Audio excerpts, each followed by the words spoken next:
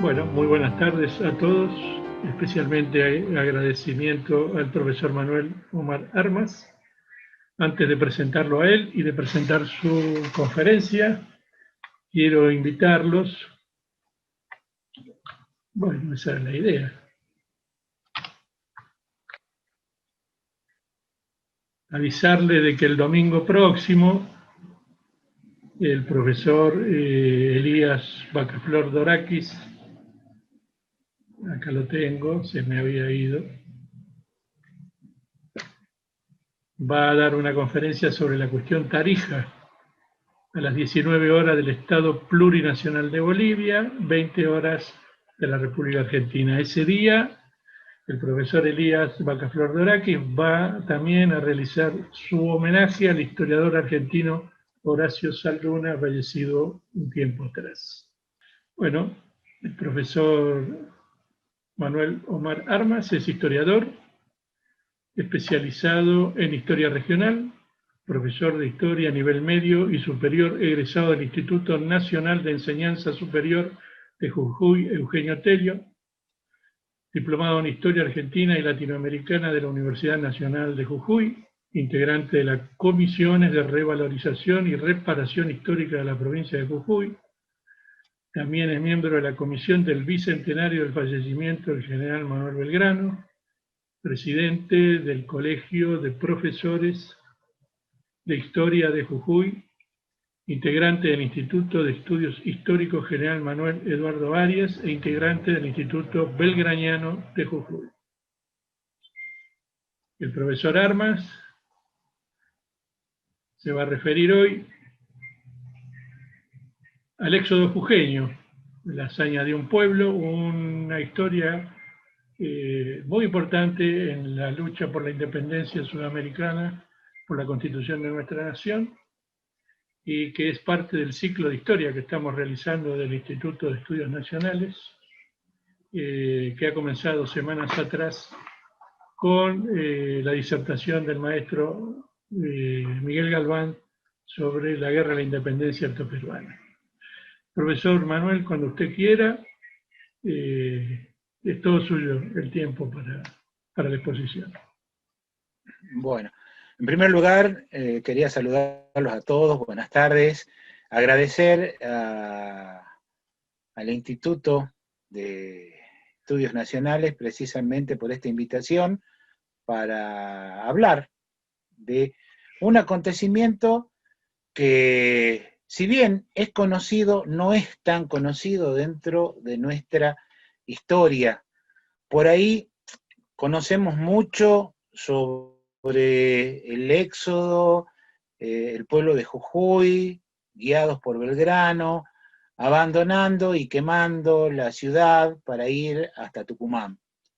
Pero salvo esta referencia, no encontramos otros datos en libros, sobre todo en libros de texto del nivel medio, incluso en algunos lugares de nuestro país cuesta mucho encontrar bibliografía referida concretamente a un acontecimiento que creo que es importantísimo, tiene una significación muy grande dentro de lo que es la historia de nuestro país, en particular la historia por la lucha de nuestra independencia. No solo por lo que es la figura de Belgrano, sino por las características que tiene el éxodo. Principalmente porque dentro de esta gesta, nosotros vamos a ver el compromiso de todo un pueblo, precisamente en la lucha por la libertad, en la defensa de su patria, y esto muchas veces no es muy tenido en cuenta, y se menciona como un pequeño acontecimiento que ocurrió en el norte de la República Argentina. Un poco para poder entender todo lo que fue, lo que significó, voy a empezar hablando de cuál es la ubicación, cuál es la situación de Jujuy. Jujuy, bueno, como todos sabemos, se encuentra ubicado en el ángulo noroeste de nuestro país y tiene una posición muy importante desde el punto de vista estratégico. Ya cuando los españoles empiezan a fundar ciudades, empiezan a ocupar todo este territorio, ven que Jujuy, y más precisamente el valle de Jujuy, es la llave de entrada o de salida, ya sea del territorio del Río de la Plata o del territorio alto peruano, concretamente hacia lo que es la Puna, porque desde el valle de Jujuy se puede controlar lo que es la entrada o salida de la quebrada de Humahuaca. Por ese motivo es que, con insistencia, los españoles van a realizar 3 fundaciones en el Valle de Jujuy. Las 2 primeras de ellas que son despobladas por ataques indígenas, en medio de lo que son las guerras calchaquíes, hasta que Francisco de Argañarás y Murguía logra asentarse, logra establecer lo que se va a llamar la ciudad de San Salvador de Velasco en el Valle de Jujuy. Entonces, esta situación estratégica le va a dar la posibilidad de tener abierta una vía de comunicación entre lo que son las zonas altas o las tierras altas de la Puna, del Alto Perú, del Perú, con las tierras más bajas de todo lo que es el Río de la Plata. Y la provincia de Jujuy es una provincia que tiene una gran diversidad, porque desde la zona del bosque subtropical, lo que nosotros acá en Jujuy le llamábamos la zona del ramal, que es la zona más hacia el este, estamos hablando de 100, 200 metros de altura sobre el nivel del mar, ya prácticamente sobre lo que es el Chaco, o la llanura chaqueña, y vamos a llegar hasta todo lo que es la cordillera, o sea, llegamos hasta mucho más de los 5.000 metros de altura, en un territorio no muy extenso. Son específicamente 4 las regiones que se distinguen en Jujuy, que van desde el este, de esta zona que en la actualidad se le llama las Yungas, la zona de los valles centrales, que es donde está todo lo que se llama Jujuy, Perico, San Pedro, el Carmen, San Antonio. Y luego tenemos lo que es el camino, prácticamente por el centro, por lo que nosotros diríamos, Jujuy tiene una forma de bota, por lo que sería el empeine, se va a subir hasta la parte superior, que es la quebrada de Humahuaca. Y cuando termina la quebrada de Humahuaca, ya a la altura de lo que es precisamente la ciudad de Humahuaca, la zona de Iturbe, ya comienza lo que es la Puna. Esto va a ser muy importante porque esta diversidad, no solo climática, sino que va a tener distintos elementos culturales también de población, vamos a ver que tiene una influencia muy grande dentro de lo que es la lucha de independencia. Porque, por lo general, cuando se habla del norte y la lucha de independencia, hablamos de lo que es, el ejército regular, las tropas de línea. Después del 14 hablamos de la guerra gaucha, y los gauchos son los personajes característicos de lo que es la zona de selva o de yungas y de la zona de los valles centrales. Pero ya a partir de lo que es la zona de la quebrada, nosotros tenemos la presencia de indígenas, aborígenes, que son los que van a tener poblaciones, se van a dedicar a la agricultura, al cultivo, al pastoreo, y tanto los quebradeños como los puneños van a tener también una participación muy importante dentro de lo que son las luchas de independencia. Entonces, genéricamente nosotros englobamos todo esto dentro de lo que se denomina como la guerra gaucha. Pero en esa guerra no solo participaron gauchos, sino también participaron quebradeños, puneños, como el elemento nativo dentro de toda esta lucha. Jujuy, por ser precisamente esta zona de paso, podríamos decir, de transición entre lo que son las tierras bajas y las tierras altas, durante la época colonial tenía una economía bastante importante, inclusive una economía bastante próspera, porque todas las mercancías que iban en ese eje que recorría desde Lima, el Alto Perú, hasta Buenos Aires y a la inversa, tenían que pasar por Jujuy. O sea, la ruta obligada era la quebrada de Humahuaca, porque era el camino más sencillo, era el camino más fácil. Había otros caminos, pero eran mucho más dificultosos.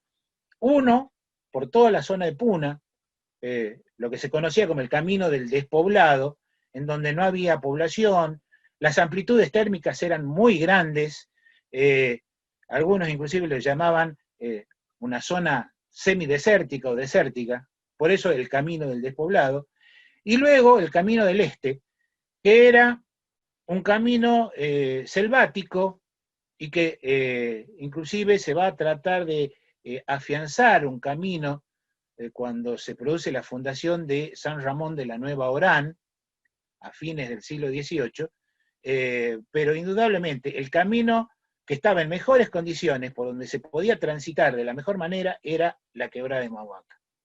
Y para este fin, había un comercio muy importante a través de los arreos de mulas. Las mulas llegaban a Salta, llegaban a Jujuy, pero el camino de postas, el camino de las carretas, directamente iba desde Tucumán hasta Jujuy, porque para llegar a Salta había que hacer una entrada. A ver, si nosotros nos ubicamos en el día de hoy, es como cuando vamos por la ruta, ¿sí? Y para poder entrar llegamos hasta la cercanía de Güemes y tenemos que entrar, ¿sí?, a Salta, o bien seguir directamente hacia Tucumán. Entonces, muchos de los arreos, mucho de lo que era el comercio, no pasaba por Salta, sino que llegaba directamente a Jujuy.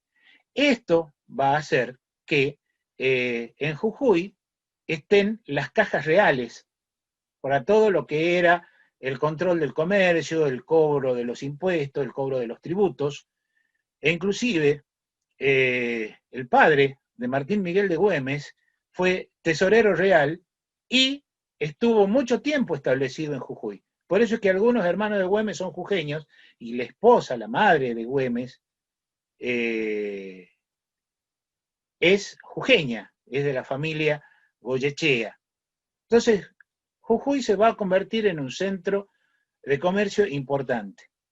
Inclusive, para la época de las ferias, Jujuy es muy tradicional, o era muy tradicional, durante todo lo que era el siglo XIX, las ferias de Pascua, y allí llegaba mercancías desde la Puna, e inclusive llegaban arreos muy grandes que venían incluso desde lo que era Santa Fe. Había comerciantes que desde Santa Fe llevaban las mulas hacia lo que era Jujuy.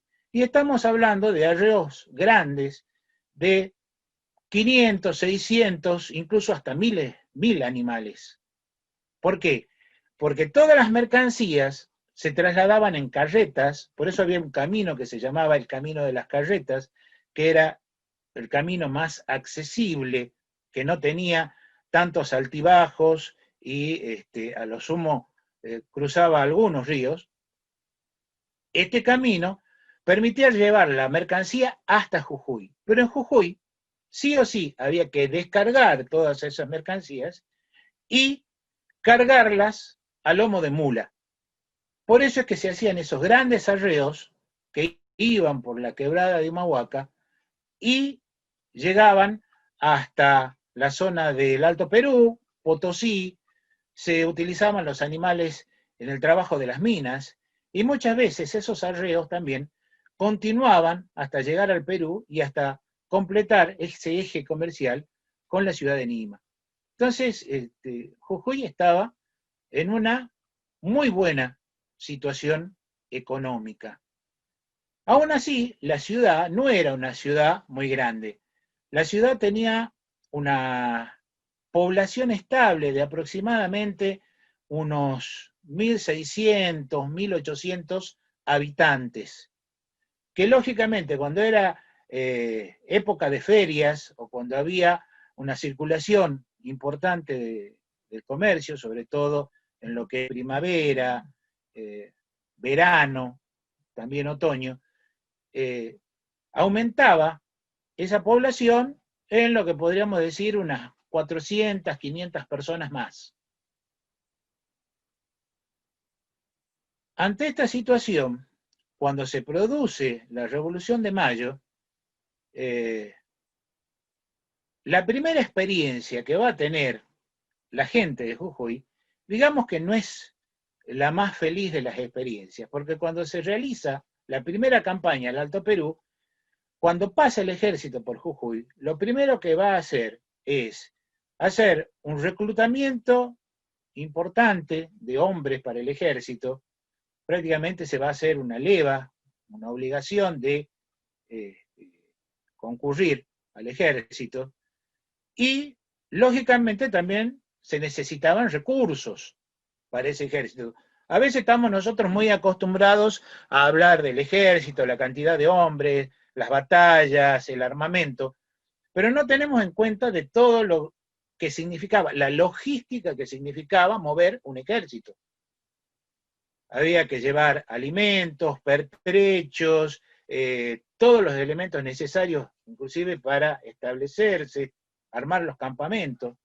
Entonces, por ese motivo, en la primera campaña del Alto Perú, se van a hacer requisas a la población de Jujuy y en muchos casos simplemente se van a entregar recibos, no va a haber un pago sobre esas mulas, ganado y todos los elementos que se necesitaban. Se hace la campaña y luego de unos primeros triunfos tenemos la derrota de Huaki, el desastre de Huaki, que implicó una retirada desorganizada del ejército, ¿sí? En donde los soldados trataban de dirigirse hacia el sur de la forma en que podían. Entonces, eso va a hacer que a Jujuy vayan llegando ya de prácticamente fines de 1811, vayan llegando muchos contingentes, ¿sí? de hombres que venían prácticamente escapando de lo que eran las tropas realistas. Pueyrredón, que va a estar a cargo del ejército, establece el cuartel general en Jujuy, pero no se siente cómodo, no se siente bien con la población, a pesar de que la familia de Pueyrredón conocía muy bien lo que era Jujuy, porque habían estado en Jujuy, inclusive uno de los hermanos, Diego, va a ser comandante de armas de Jujuy, y va a organizar una de las primeros grupos o partidas que tenían la finalidad de observar, en ese momento se decía bombear sobre lo que era la quebrada de Humahuaca, y en esta partida de observación que se crea ya a partir de septiembre de 1810, va a participar Martín Miguel de Güemes. Entonces, a Pueyrredón ya el gobierno le había dado la orden de que retroceda con el ejército, tratando de salvar lo que más pueda de ese ejército que venía mal, que venía desmoralizado, que no tenía ningún tipo de pertrechos, que estaba en un estado paupérrimo. Ante esta situación, en febrero de 1812, el gobierno le encarga a Belgrano, mientras estaba en Rosario, le encarga que se dirija al norte para hacerse cargo del ejército. ya Pueyrredón abandona Jujuy, retrocede hasta Yatasto, el sur de Salta prácticamente, y allí le va a entregar el mando de este ejército auxiliar del Alto Perú, que todos conocemos más como el Ejército del Norte. Bueno, le va a hacer entrega del mando del ejército a Belgrano. Belgrano empieza a ver la situación, ve el pésimo estado en que se encontraba el ejército, y la primera orden que da es no seguir retrocediendo, avanzar. Y el primer lugar donde se va a establecer va a ser precisamente Camposanto. Camposanto es una zona de monte, donde hay mucha vegetación, en Salta, cerca del límite de lo que actualmente es Jujuy, y allí va a permanecer un tiempo y comienza a hacer lo que es la reorganización del ejército. Pero se va a encontrar con una dificultad bastante grande, que es, empiezan a aparecer enfermedades tropicales para la tropa. Entonces, Belgrano va a enviar varias cartas pidiendo algún tipo de remedios precisamente para hacer frente a estas fiebres que se empiezan a dar entre los soldados. Él va a enviar grupos de reconocimiento a toda la región, ya por su función como secretario del consulado, tenía algún conocimiento de lo que eran las características geográficas, cómo se manejaba el comercio en la zona. Y bueno, cuando recibe el informe de los exploradores, concluye que el mejor lugar, el lugar estratégico para establecer el campamento del ejército es la ciudad de Jujuy. Entonces, a principios de mayo, se dirige a la ciudad y va a llegar, después del 15 de mayo, llega a Jujuy para establecerse en la ciudad. Ya con anticipación, él empieza a enviar cartas al Cabildo de Jujuy informando de que se va a establecer. La ciudad de Jujuy, en esos momentos, además de todo lo que había significado los aportes a la primera expedición auxiliar, no estaba en una muy buena situación porque desde 1810 se habían dado un par de años precisamente con mucha sequía. Entonces, digamos que lo que más va a sufrir van a ser la agricultura y el ganado. Y prácticamente de un día para el otro, la ciudad se va a dar con que aumenta en un tercio, algunos dicen llega a duplicar la población con la llegada del ejército. Y acá vuelvo a insistir con esto. Belgrano llega, calculemos, con entre unos 1.000, 1.200 hombres, porque ya el día, ya había empezado la reorganización y había empezado con un reclutamiento de hombres. Entonces llega con esos hombres a una ciudad que tenía un total de 1.500, 1.800 habitantes. Entonces, ¿cómo se hacía? ¿A dónde se iban a alojar todas esas personas? Porque tenían necesidades como todo el mundo.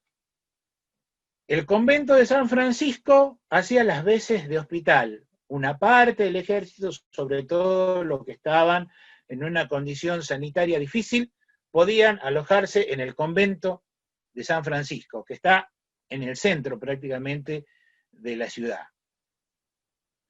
Los oficiales, y bueno, algunos podían alojarse en las casas de las familias de lo que es llamémosle aristocracia o sectores gobernantes de lo que es Jujuy, de algunos comerciantes, pero no todos. ¿Y qué pasaba con el resto de la tropa? Bueno, había que alojarlos en algún lugar. Y ya se pensaba en lo que era hacer toda la reorganización del ejército incorporar mayor cantidad de hombres. Entonces, no es que iban a estar unos días nada más, iban a quedarse un tiempo.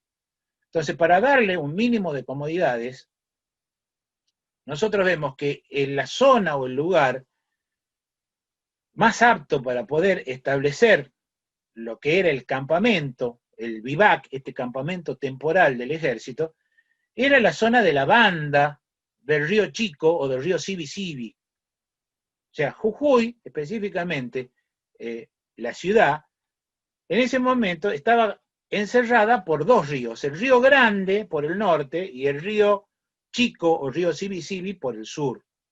Entonces la ciudad, entre el norte y el sur, no tenía más de 4 o 5 cuadras de ancho, y entre el este y el oeste tenía unas 7 u 8 cuadras, ¿sí? O sea que no era una ciudad muy grande. El ejército se va a establecer hacia lo que es el río Sibi-Sibi, y allí van a construir chozas, construcciones, van a ser construcciones precarias de madera, de cañas, de paja, como para que los soldados tengan un mínimo de comodidades y sobre todo poder protegerse de las inclemencias del tiempo, porque ya estamos hablando de que se aproximaba, ya estábamos en invierno prácticamente, y hay mucho frío en lo que es Jujuy durante la época de invierno. Entonces, se hacen estas construcciones. Pensemos que con 800 hombres nada más, a un promedio de 6, 7 hombres por choza, y ya tenemos prácticamente entre 80 y 100 chozas que se debieron construir para alojar a los soldados del ejército. Belgrano se va a encontrar en una situación muy difícil, porque tanto en Salta como en Jujuy no había una buena predisposición hacia lo que era el ejército. Y sobre todo, por un ejército al que veían dirigido por un gobierno lejano, que no prestaba mucho de atención a los problemas regionales, a los problemas de Jujuy, de Salta. Entonces, Belgrano en un principio se encuentra decepcionado, podríamos decir, de la situación, e inclusive así lo hace saber al gobierno, envía cartas diciendo incluso que pareciera de que las personas de esas tierras hubieran nacido para ser esclavas porque no entendían lo que quería hacer. Y acá nosotros vamos a ver cómo a través de la actividad constante, incesante de Belgrano, iba de un lugar a otro, se reunía con los comerciantes, se reunía con el cabildo, se reunía con los hombres de la tropa, organizaba a los oficiales para hacer charlas los días domingos, fines de semana, hacer las prácticas del ejército. Va a organizar lo que se llama la maestranza, o sea, la fábrica de todos los pertrechos y apoyos para el ejército del norte. La maestranza se va a establecer en Jujuy y con la ayuda del barón de Holberg se va a poder armar 4 hornos de fundición que le van a permitir hacer algunos pequeños cañones o buses para el ejército. Y todo esto en muy poco tiempo, prácticamente podríamos decir que en 15 días organiza y arma todo esto. Esa situación va a llevar a que la gente, el pueblo de Jujuy, empiece a ver en Belgrano a alguien que no solo se preocupaba de los problemas, sino que también los escuchaba, los atendía, porque Belgrano destinaba tiempo, aunque uno muchas veces dice, no sabíamos de dónde sacaba el tiempo, para atender los pedidos de la gente. Vamos a llegar a la celebración del segundo aniversario de la Revolución de Mayo. Y en Jujuy se van a dar lo que por primera vez podemos llamar como fiestas mayas. O sea, el festejo importante de lo que es el aniversario de la Revolución. Con música, con desfiles del ejército, con toda una serie de ceremonias y acontecimientos. Y este es un hecho importantísimo. ¿Por qué? Porque Belgrano, dándose cuenta de cuál era la necesidad, llamémosle espiritual, de la gente, va a llevar adelante lo que particularmente para mí es uno de los primeros actos verdaderamente revolucionarios dentro de esta lucha por la independencia. Porque ya Belgrano había planteado y había creado la escarapela, había creado la bandera, le estaba enviando mensajes constantemente al gobierno a través de, si pensamos en los nombres de las baterías sobre el río Paraná, libertad e independencia. O sea, esto nos marca a las claras lo que era el pensamiento belgraniano.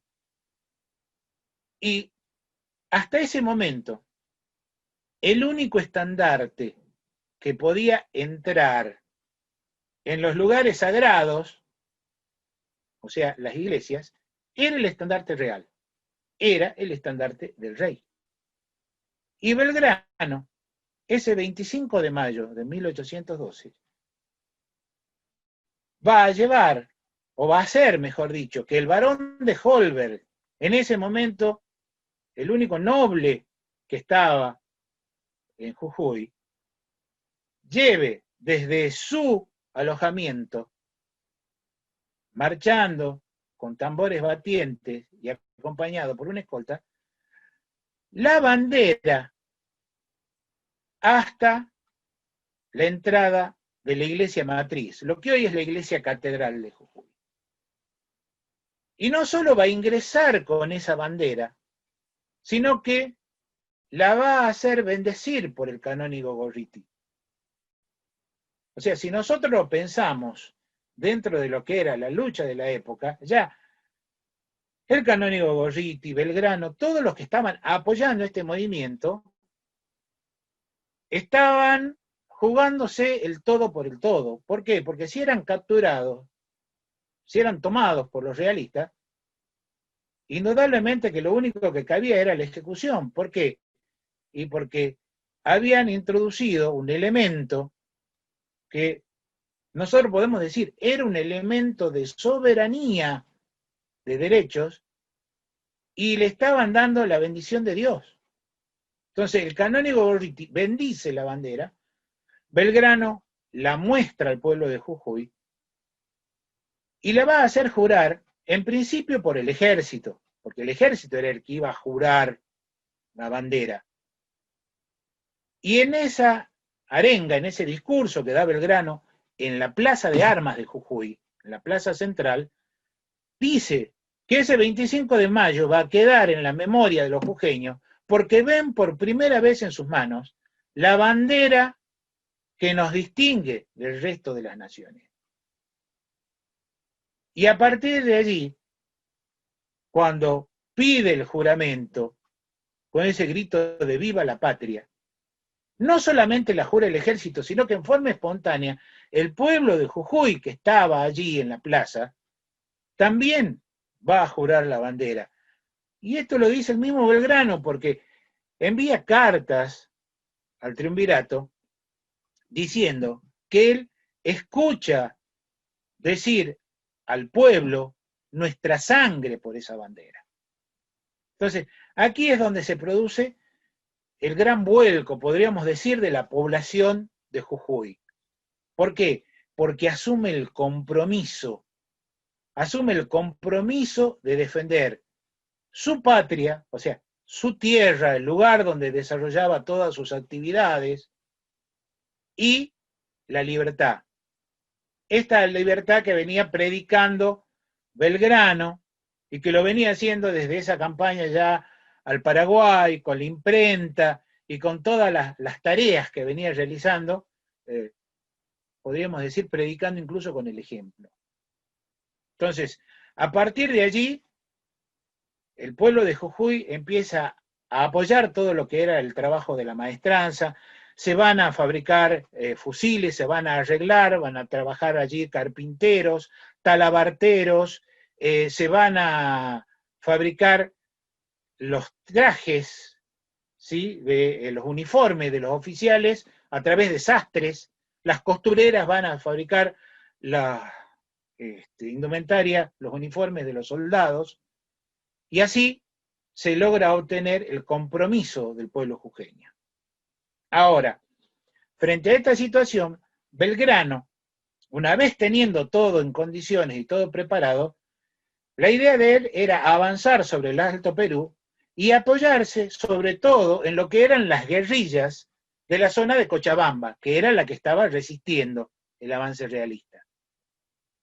Pero acá en Cochabamba, precisamente a fines de mayo, se produce un cambio también muy grande dentro de lo que es esta lucha, esta guerra. ¿Por qué? Porque Goyeneche, quien va a atacar Cochabamba y la va a someter, va a romper lo que hasta ese momento eran los códigos de la guerra. ¿Por qué? Porque hasta ese momento la guerra era entre los ejércitos de línea, ejércitos regulares. En la zona de Cochabamba, las guerrillas habían empezado a atacar a los realistas, pero en Cochabamba, las que habían quedado en la ciudad, en su mayoría eran mujeres, niños, los hombres habían salido precisamente a luchar con las guerrillas, y se ataca la ciudad. Como las mujeres no quieren rendirse, se refugian en el cerro de San Sebastián, próximo a la ciudad, también lo conocen como el Cerro de la Coronilla, y lo que se hace es entrar a la ciudad y directamente se va a ejecutar a las mujeres. Y se va a ejecutar a población civil. Algunos lo llaman la masacre del Cerro de la Coronilla. Entonces, ante esta situación, cuando llegan esas noticias a Jujuy, bueno, empieza a haber una preocupación. El gobierno le insiste a Belgrano que se retire y se lleve todo lo que pueda. Había que salvar al ejército y retroceder hasta Córdoba para que los realistas no pudieran reaprovisionarse. Y acá es cuando se le plantea la duda o esa disyuntiva a Belgrano, ¿qué hacer con los jujeños? Esos jujeños que se habían comprometido jurando la bandera, apoyando toda la tarea del ejército, que era la mayor parte de la población. Entonces, aquí es donde Belgrano decide que el pueblo de Jujuy, ante ese peligro de que ocurra lo mismo que en Cochabamba, se vaya con el ejército. Y el 29 de julio dicta el bando por el cual ordena realizar todos los preparativos, levantar las cosechas, los comerciantes debían llevarse todo lo que tenían. La idea era no dejar nada que pudiera aprovechar el enemigo. O sea, implementar la estrategia de tierra arrasada, para que cuando el ejército realista, concretamente la vanguardia, dirigida por Pío Tristán, llegara a Jujuy, no tuviera abastecimiento, no tuviera nada de lo cual valerse para avanzar con tranquilidad hacia el sur.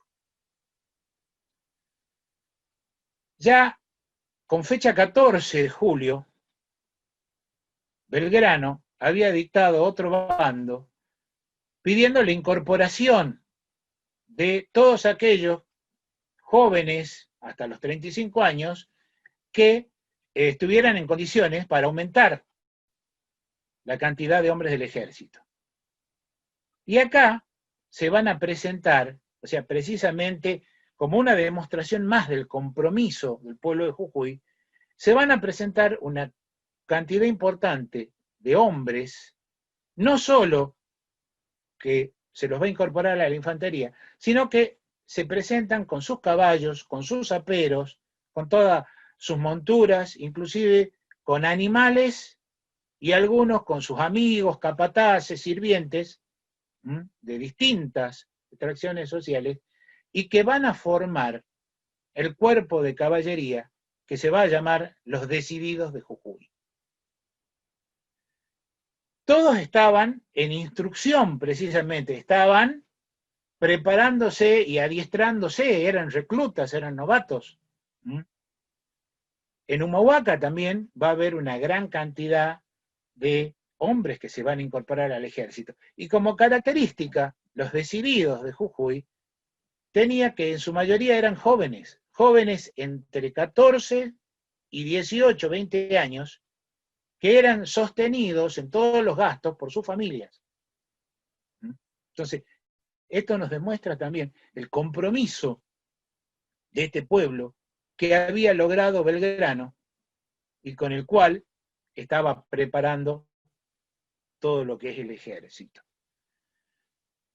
Ya, a partir del 29 de julio, el momento en que se da a conocer el bando, bueno, aquellos que estaban en condiciones, comerciantes, algunos dirigentes, las clases altas de Jujuy, bueno, empezaron a abandonar la ciudad, porque tenían los recursos, tenían las carretas, tenían los carromatos para salir de la ciudad, pero el grueso de la población no tenía muchos recursos.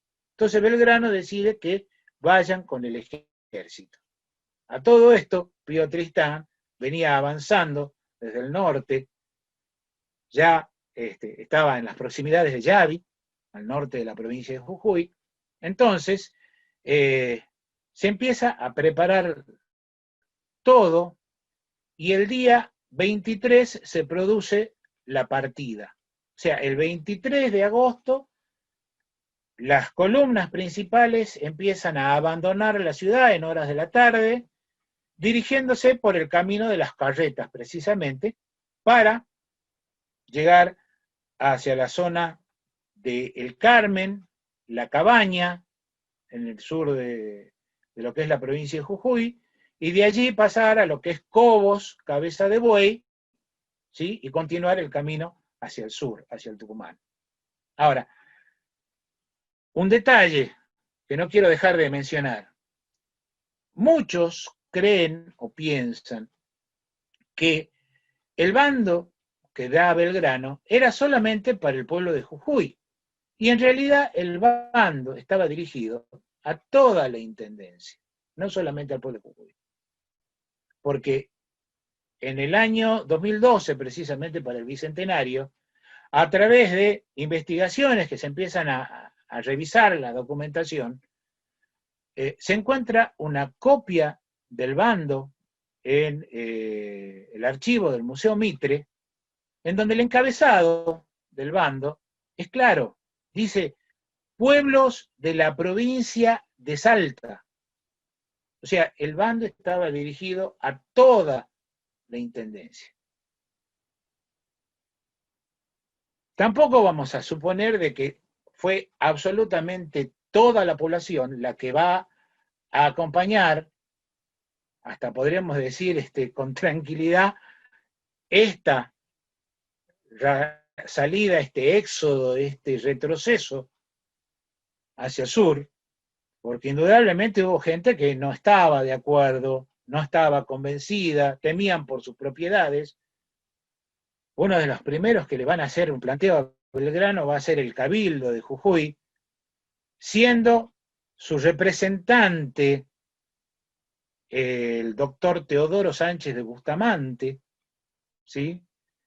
Pero Belgrano, a través de el diálogo, explicándoles cuál era la situación, logra convencerlos. Envía comunicados también a lo que es la ciudad de Salta. Pero en ese momento, el gobernador de Salta, si mal no recuerdo, era de apellido Ramos, o Romano me parece que era, que había asumido a principios, la gobernación de Salta a principios de 1812, y que va a estar casi hasta diciembre de ese año, le contesta que no podía cumplir con el bando. ¿Por qué? Porque no tenía ni los hombres, ni los recursos para levantar las cosechas, para levantar el ganado. Bueno, esto le va a provocar un disgusto muy grande a Belgrano, que le contesta diciéndole que los intereses particulares no podían estar sobre los intereses de la patria. Bueno, la cuestión es que, digamos que la mayor parte de la población de Salta, que era mayor que la de Jujuy, no cumple con el bando. Sí van a haber grupos que van a cumplirlo, que van a obedecerlo, y precisamente en lo que es Cabeza de Buey, se van a incorporar estos contingentes, estos grupos de salteños, se van a incorporar a las columnas del Éxodo, ¿sí? Son 3 días más o menos, 3 o 4 días después de salir de Jujuy, se incorporan a las columnas del Éxodo, y entre ellos vienen un grupo, ¿sí?, de hombres de a caballo, de gauchos, con sus monturas, que se van a incorporar con el nombre, al ejército, con el nombre de los Decididos de Salta. Entonces, la caballería se iba aumentando y ya teníamos 2 grupos que eran los Decididos de Jujuy y los Decididos de Salta. A todo esto también quiero mencionar, antes de que se me escape, que Belgrano, con su plana mayor, son los últimos en abandonar la ciudad, prácticamente cerca de la medianoche, cuando ya los realistas habían llegado casi hasta Yala, y tanto Balcarce como Díaz Vélez los venían frenando, haciendo que ese avance fuera con mucha precaución, con algunas escaramuzas, para dar tiempo a que la población se retirara. En Jujuy había algunos que eran prorrealistas. Se calcula que más o menos había unas 70 familias que eran comerciantes, personas que se dedicaban a todas las actividades de comercio y que formaban parte del cabildo también. De estas, se calcula que aproximadamente el 15%, o sea, más o menos entre 10 y 12 familias, son las que se van a quedar.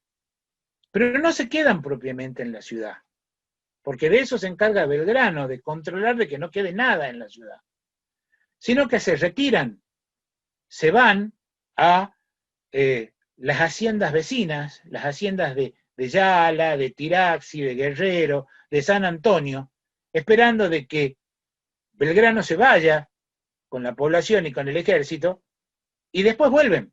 Al día siguiente vuelven a la ciudad.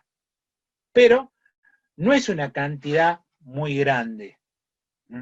Tal es así que cuando llegan, Pío Tristán quiere organizar nuevamente el cabildo. No puede hacerlo, porque no tiene cabildantes para formar el cabildo, lo tiene que completar con oficiales de su ejército.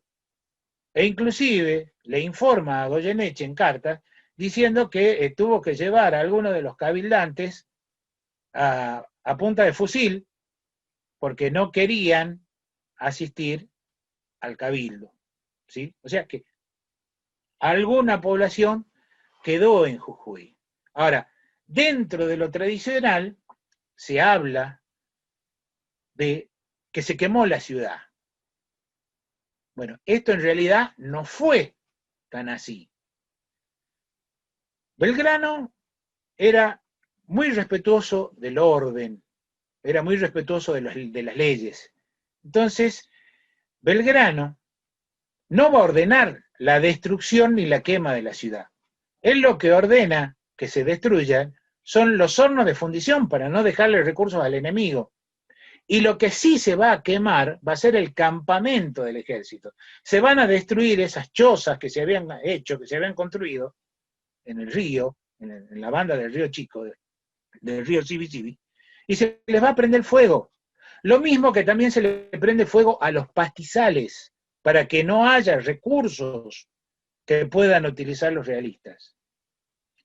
Hay unas notas realizadas por el médico que venía con el ejército realista, Gabriel Cuñado, que después se va a establecer en Jujuy, inclusive él va a ser el que va a hacer, digamos, la defunción de Lavalle, cuando muere en Jujuy, porque después se casa con una jujeña y se queda en Jujuy.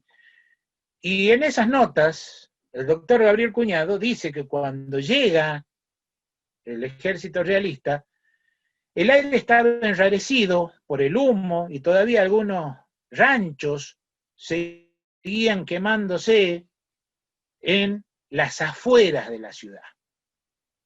Entonces, esto nos da la pauta de que verdaderamente lo que se quemó fue ese vivac, ese campamento del ejército. Entonces, bueno, los realistas llegan con toda la frustración de no encontrar recursos, no encontrar alimentos. Bueno, en muchos casos se van a dedicar al saqueo de las casas y de las haciendas vecinas. Y Tristán toma la decisión de enviar a la vanguardia del ejército para que persiga a la gente que se iba con el éxodo. Y que el resto del ejército iba a establecerse o iba a buscar dónde establecerse y se iba a dirigir a Salta. La situación cuando llega a Salta es totalmente distinta. Se va a encontrar con pasturas, se va a encontrar con animales, inclusive va a ser recibido por una comisión de notables en Salta. Algunos dicen que lo reciben como una especie de liberador. Entonces, Tristán le envía cartas a Goyeneche expresando su beneplácito y hablando de la riqueza realmente de esas tierras, ¿sí?, por la que había llegado, a diferencia de lo que le había ocurrido en Jujuy. El éxodo prácticamente a marchas forzadas, porque se van a recorrer esos 360 kilómetros que separan Jujuy de Tucumán, se los va a recorrer en 20 días. Entonces, con el constante ataque de lo que eran las tropas de la vanguardia. La vanguardia estaba dirigida por el coronel Agustín Huisi, que venía ya con fama de ser bastante cruel, podríamos decir, en sus ataques frente a lo que eran las tropas patriotas. Va a haber constantes escaramuzas, una de las que recuerdo en este momento es el día 26 en el fuerte de Cobos, en donde de estos ataques los realistas iban tratando de proveerse de algunos animales y también de capturar prisioneros. Frente a esta situación, Belgrano va a avanzar hasta llegar al río Piedras, en donde los realistas estaban prácticamente encima de las columnas. Entonces decide resistir y enfrentar a los realistas en el río Piedras.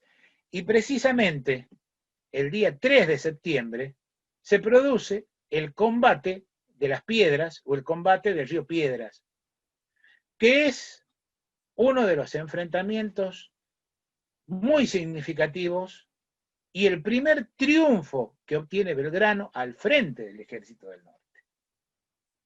Tal es así que este triunfo fue reflejado en el himno, en la letra original del himno, cuando habla de ambas piedras, Salta y Tucumán, como para que vean la referencia histórica que se da de el triunfo en 1811 en el Río de la Plata, del Río de las Piedras, y este triunfo del Río de las Piedras en el norte, ¿sí?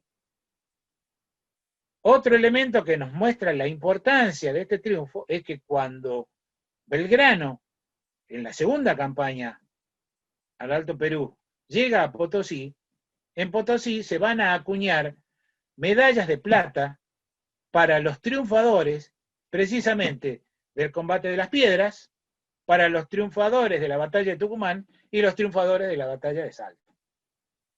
Estas medallas están, incluso, creo que algunas están en el Museo Nacional y otros están en Santa Fe, estas medallas, ¿sí?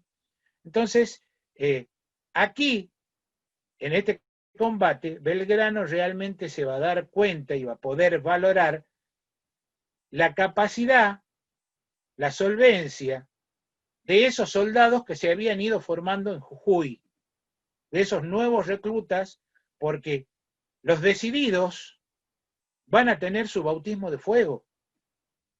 E inclusive, el coronel Lorenzo Lugón en sus memorias habla de que no solo Belgrano va a estar yendo de un lugar a otro en este combate, sino que comerciantes, pobladores, labradores que venían en el éxodo van a estar ayudando y apoyando en el combate de las piedras.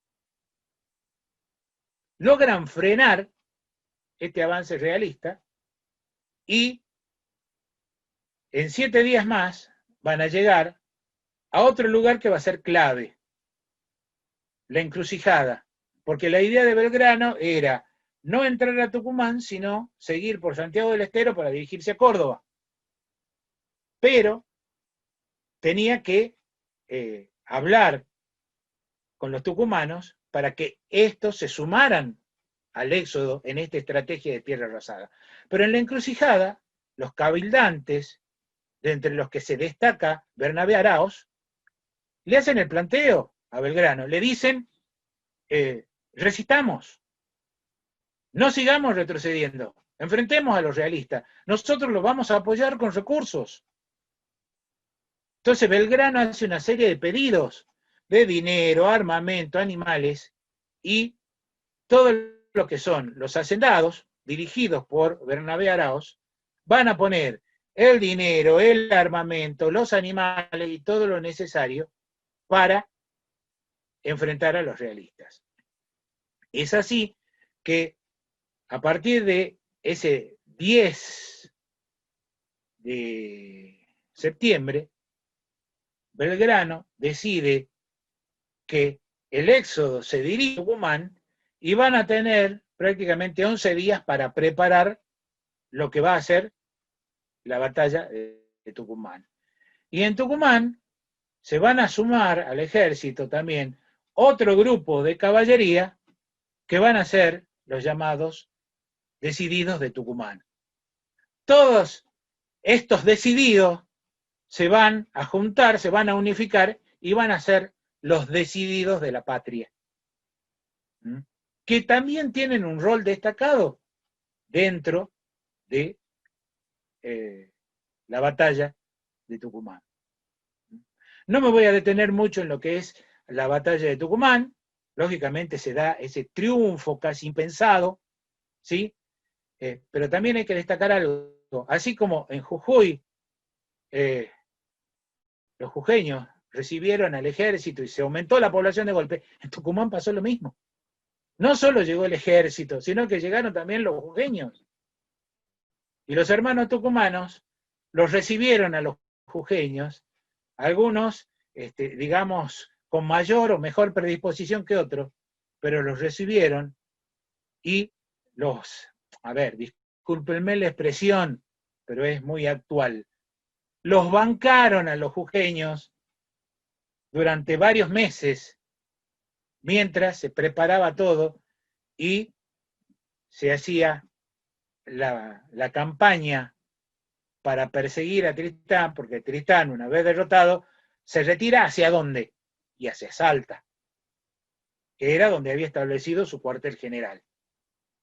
Entonces se prepara a resistir en Salta, Belgrano avanza con el ejército, en donde se le habían sumado ya contingentes de Catamarca, de Santiago, los tucumanos, los jujeños que venían con gente que había venido también escapando del Alto Perú, de Potosí, de Tarija.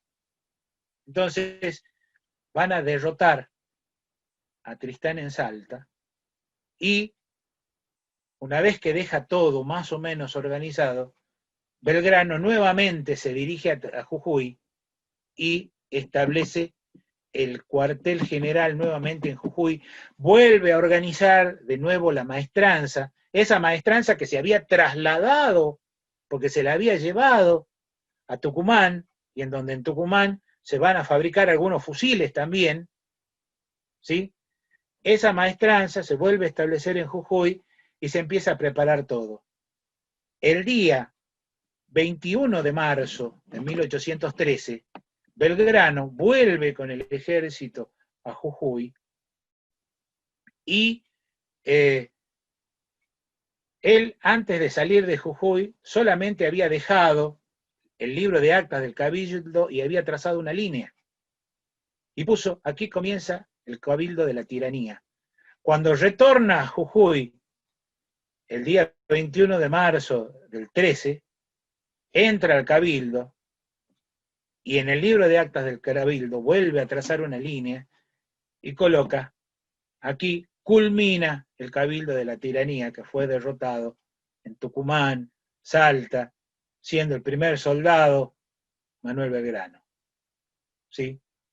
De esta forma, nosotros podemos hablar de que ya con Belgrano vuelven algunos jujeños, ya después de la batalla de Salta, algunos grupos habían empezado a regresar.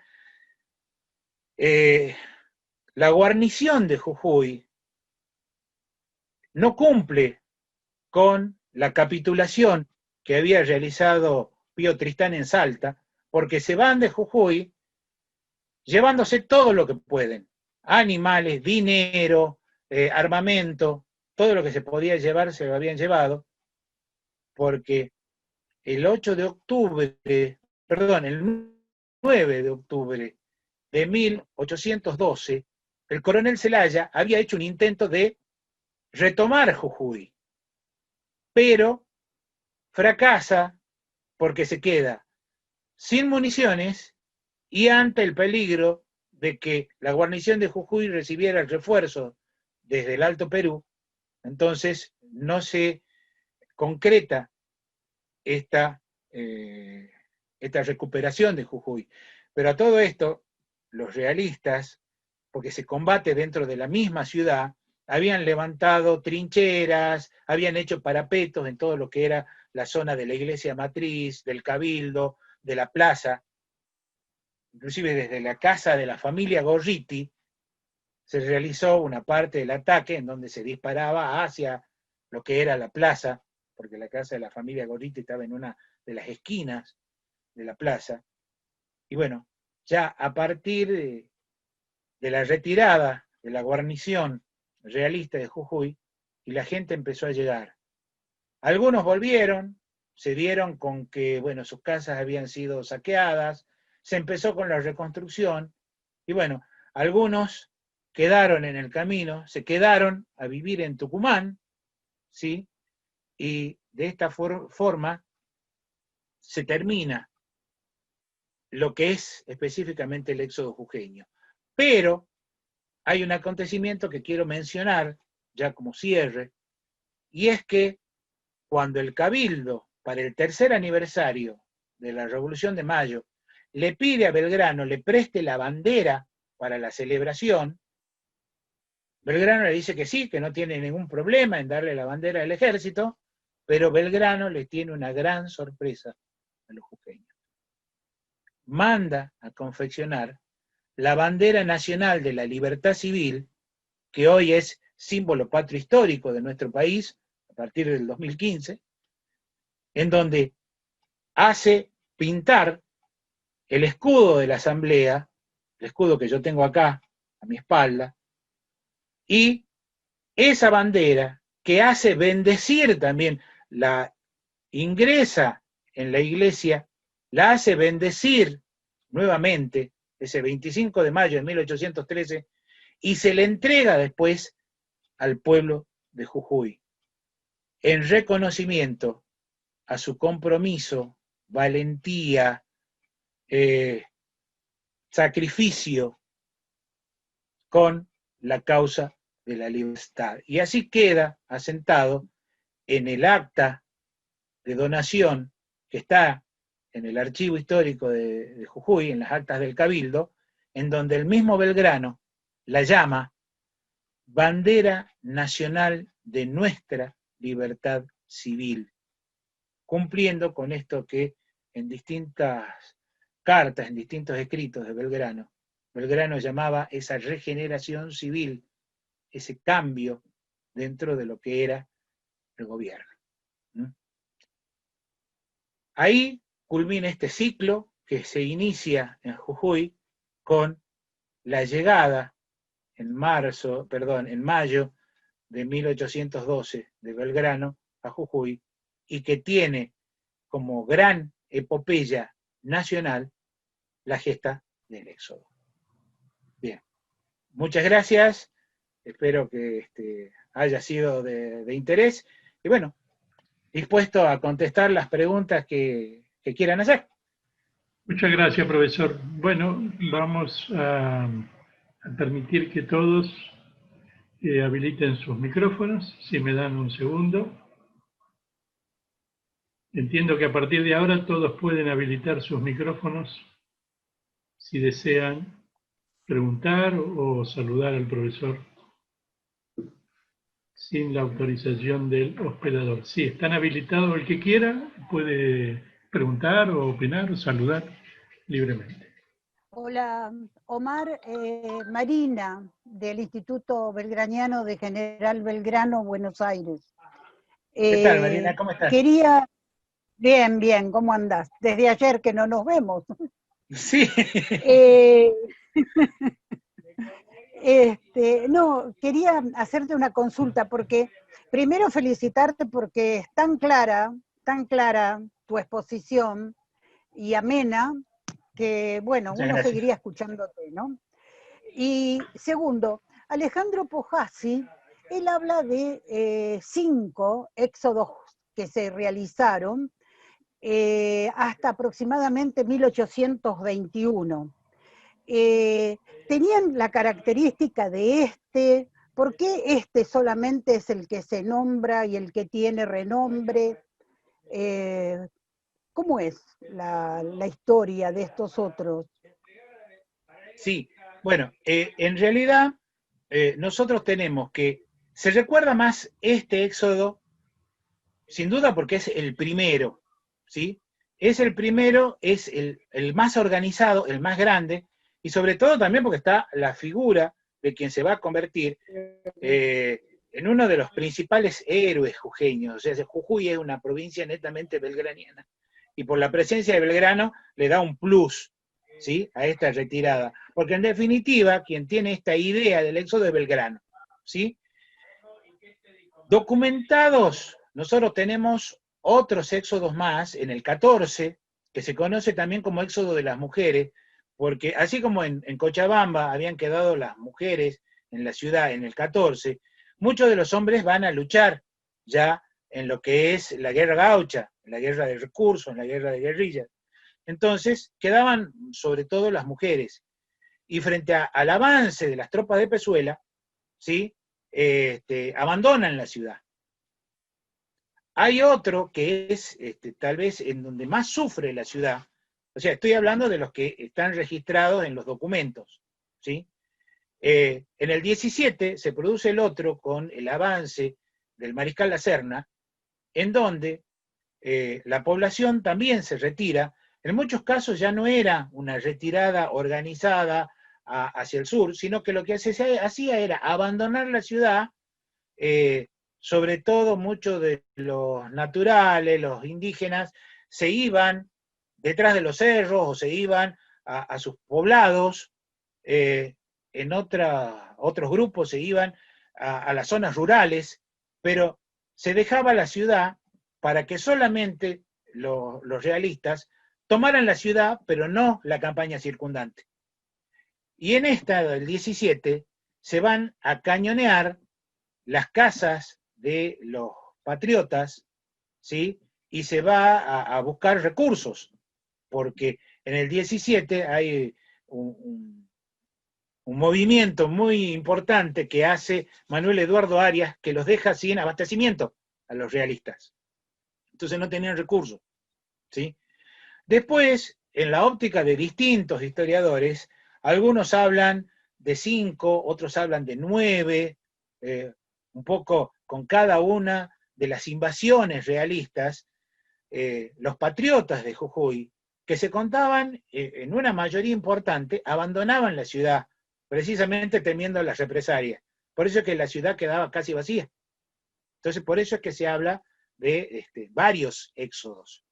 Pero el primero, el más organizado, el más importante, fue el del 12. Por eso es el que más se recuerda.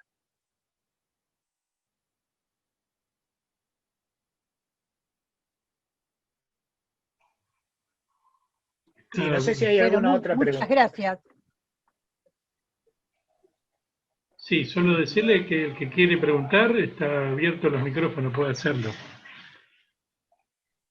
Porque aquí...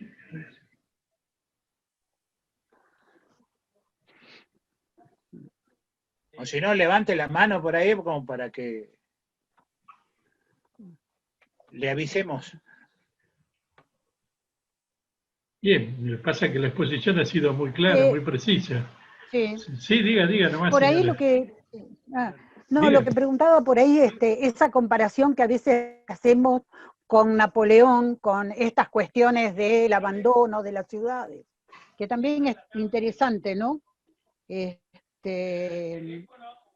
Sí, bueno, con respecto a por ahí una crítica que a veces se le hace a Belgrano con respecto a la falta de preparación militar y demás, yo siempre digo, sobre todo cuando estoy dando clase, de que esta estrategia de tierra arrasada la va a aplicar también en 1812 el mariscal ruso Kutuzov frente a la invasión napoleónica a Rusia. Claro, entonces es lo que le provoca a Napoleón, de que llega, ocupa Moscú, pero no tiene recursos, y se convierte en ese principio del fin de la invasión napoleónica. O sea que Belgrano está al tanto, por eso decide aplicar este tipo de estrategia con el acompañamiento, por supuesto, del pueblo, ¿no? Y una cosita que iba a mencionar, porque para el bicentenario, dentro de a veces de una costumbre de revisar y rever las cosas, y a veces cuestionar un poco esto, se habló un poco de que el éxodo fue como una construcción mítica, tomando algunos de los elementos que yo dije, de que no se quemó la ciudad, de que no se habían ido todos, ¿sí? Como, no sé si para restarle importancia por una cuestión política de ese momento, porque, pero se cuestionó inclusive hasta la existencia del éxodo como tal, ¿sí? En algún momento se habló hasta que, bueno, en Jujuy no estaba el bando de Belgrano. Entonces, ¿cómo podía ser que no esté el bando de Belgrano? Bueno, los archivos de Jujuy, cuando se produce el éxodo, indudablemente se llevan esos archivos continuaron a Santiago, a Córdoba, y muchos de esos papeles quedaron allí. Después, distintos gobernadores, tenientes de gobernadores de Jujuy tuvieron que reclamar para que se los devolvieran. Hay un trabajo muy interesante que cuenta de las peripecias del archivo de Jujuy y que habla de que inclusive en algunas tiendas, en algunas pulperías, se utilizaban los documentos del archivo para envolver las mercancías. ¿Sí? Entonces, bueno, hay mucha documentación que se perdió, por eso es que, bueno, precisamente en el 12, haciendo una revisión de archivos en el Archivo General de la Nación y en el archivo Mitre, que es tan rico, se encontró esta copia del bando, y bueno, oh sorpresa, porque las transcripciones que teníamos del bando hablaban precisamente de que decía, bueno, pueblos de la provincia, y ahí se cortaba, ¿sí? Todas las versiones que teníamos de Mitre, y bueno, todos los otros historiadores que habían tomado a Mitre en esta transcripción, ¿sí?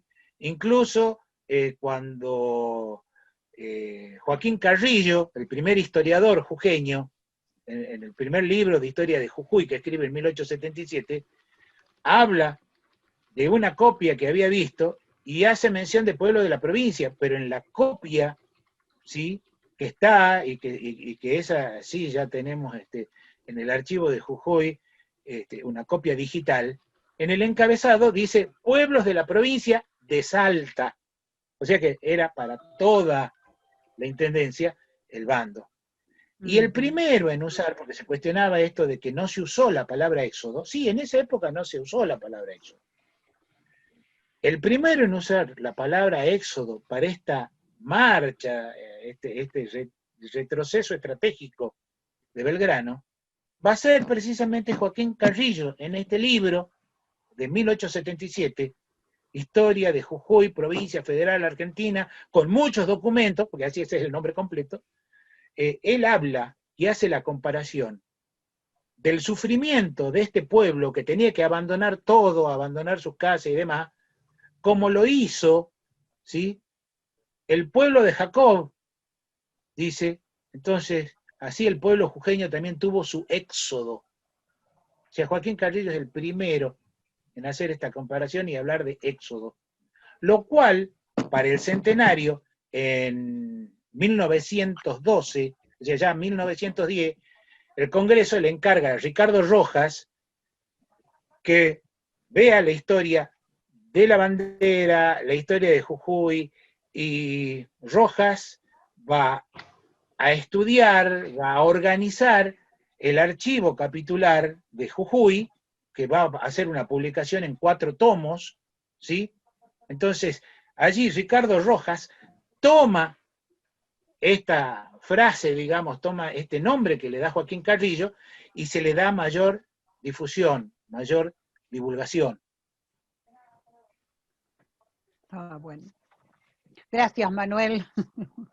Ah, Muchas por favor. gracias.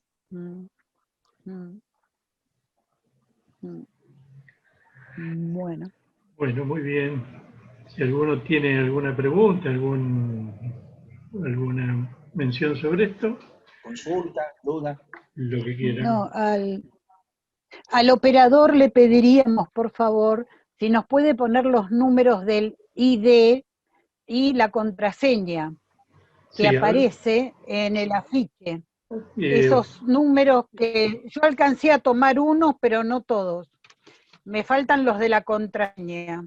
¿se refiere a la conferencia de don Elías Dorakis? De Tarija. Sí, ahora Sí. voy a poner en pantalla la invitación. Y en el chat está el Bueno. link. Sí, Y ahí en el Claro, chat, pero a Tita mí... Ruiz creo que quiere preguntar algo. Sí, escuchamos. Hola. ¿Tenés abierto el micrófono, Tita, creo? Más bien, no, profe Manuel Armas, un poco me gustaría que destaque más el tema de la bandera nacional de la libertad civil.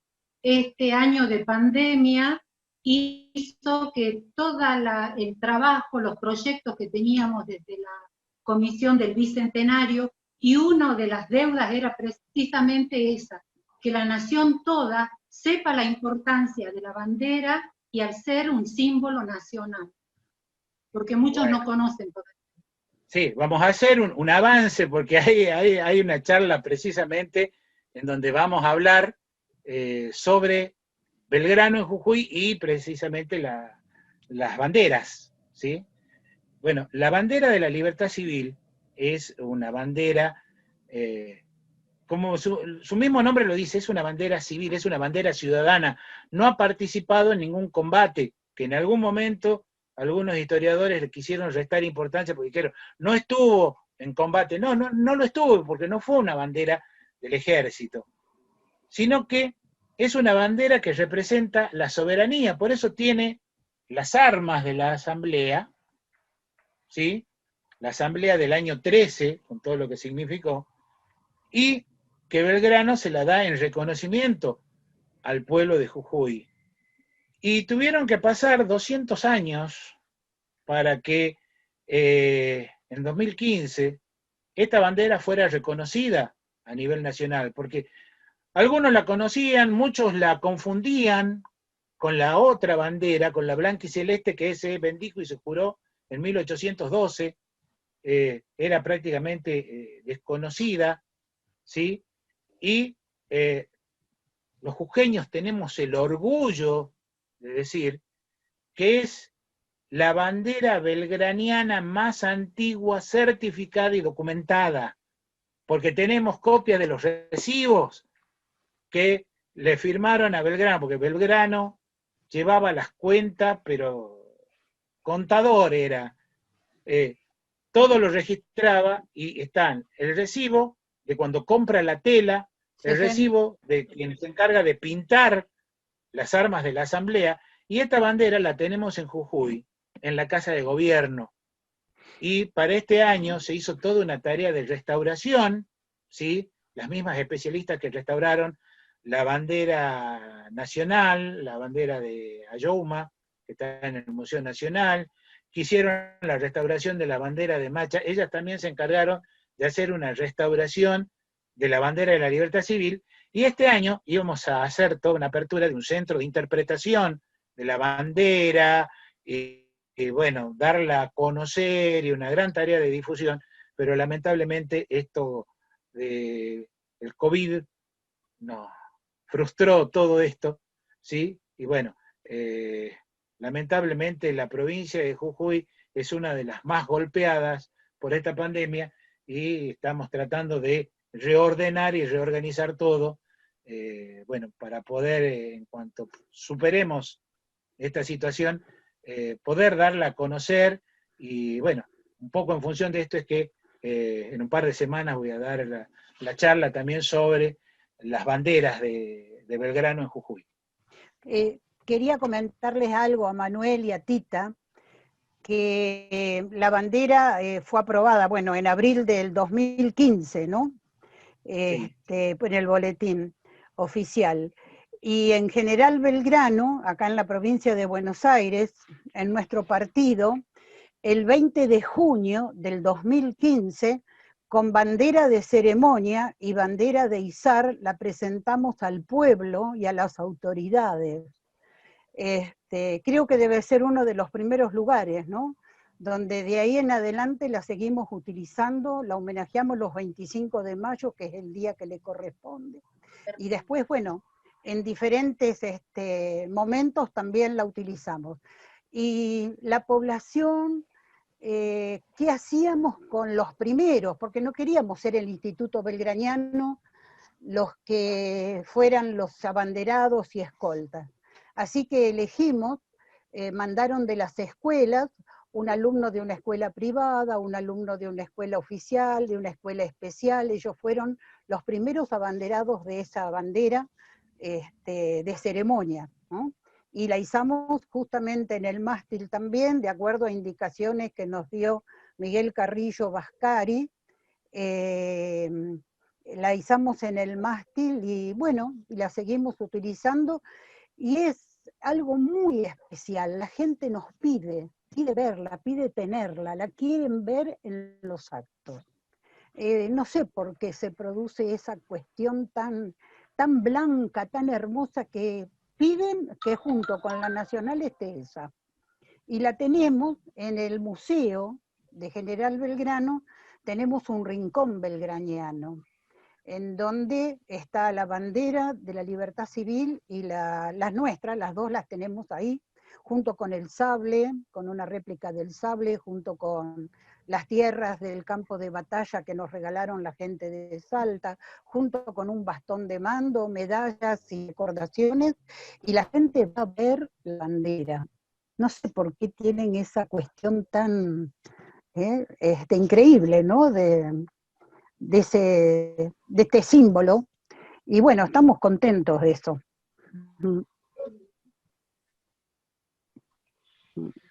Muy bien.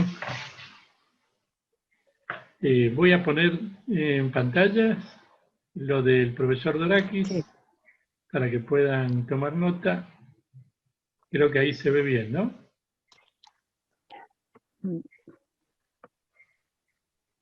Si querés hacer una pregunta. Pregunte nomás.